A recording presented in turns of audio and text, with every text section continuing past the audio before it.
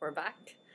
So Eileen, you said you wanted to talk about the changing structure of the university and be thinking about how this changes our work lives as students and as teaching assistants and as future professors. Yeah, I mean,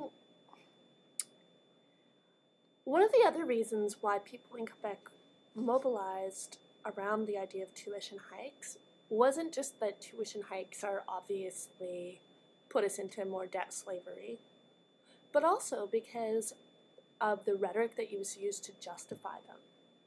It was really incensed some people because what the Liberal government in Quebec was saying was, it's only fair that you pay more. It's an investment in yourself. You know, this notion that education is an investment in yourself, I mean, in a certain way it is. Hold on, let me put on my boots so I can pull myself up by my bootstraps. Right?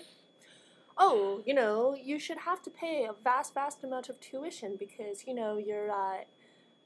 we're presupposing your class mobility, and therefore you should have to pay for the privilege. It's like in the British Army where you used to have to buy a commission if you weren't of a certain class. And we're being glib, but this is quite serious because we're talking about people's access to education. And I was thinking about this in terms of a generation gap of maybe where some of our professors' mindsets might be. People don't have the same kind of safety nets that people in university had 50 years ago, where it might not have mattered so much because they came from families who could afford to help them out. But for many of us, that's just not the case. Yeah, and that's really true. I want to highlight right now, though, quickly, the sort of the political implications of this idea that education is an investment in yourself. Because basically, what our generation is being told is that we are of value to our society only as producers of economic wealth. So, basically our well-being is being calculated in terms of our contribution to the gross domestic product. And that's wrong. It is not the sort of rhetoric that the generation, like our parents' generation, used when they referred to themselves. And I think, this notion that it's okay for us to go into debt, basically, it positions us as commodities in our own economy. We produce value in our own economy, and that's supposed to be the definition of our social function. And you see this echoed in the way that our current Liberal government is positioning their idea for educational reforms, where they say that the role of the post-secondary institution is to create a highly skilled, innovative workforce that can respond to a flexible labor market, and also to encourage research and development for the purposes of commercialization.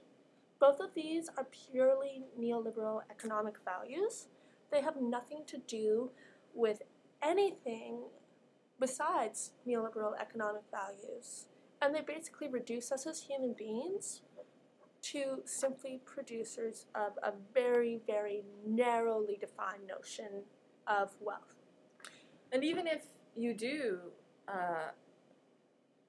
you are pursuing a trade or a profession that does contribute directly to gross domestic product or such things, it's still so important to have this broad educational background that universities traditionally have provided for people.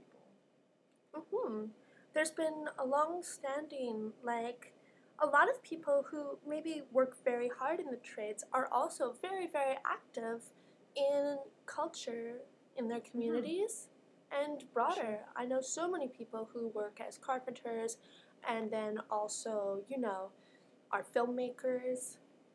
I know so many people who, I know people who work as plumbers who read a lot of philosophy. I think that it's really asinine to make a distinction between a person that's good for the economy and a person that does things that aren't good for the economy, because we are, as human beings, we are holistic creatures. We're not just reduced to basically these sort of